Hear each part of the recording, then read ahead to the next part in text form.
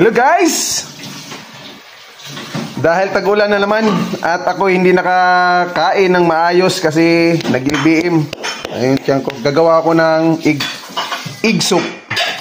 So kailangan natin ng 2 egg, sibuyas. Kung mayroon kayong chicken stock, mas maganda, pero wala kaming chicken stock. So nor cube na lang chicken. Then vegetable, yan, mixed vegetables. Pero kung wala kayong ganito, pwedeng gumawa kayo ng carrots. Hiwa-hiwain nyo na ng maliliit.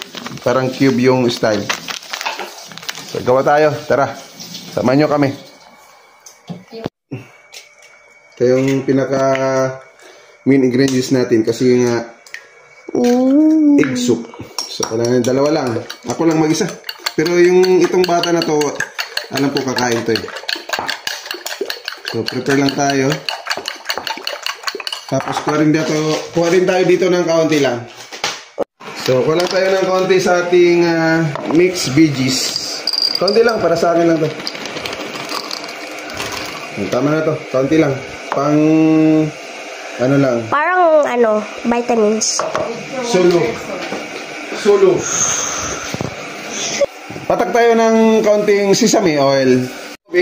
Para pang solo lang. Yun yung York cubes natin, maliit lang. Tama na yan. Pang single serving. Mga lods. Mas maganda sana dito kung mayroon kayong chicken stock. Para talaga lasang-lasa yung manok. Hintayin natin kumulo. Kumulo na guys. So, ilaglag na natin yung ating mixed veggies.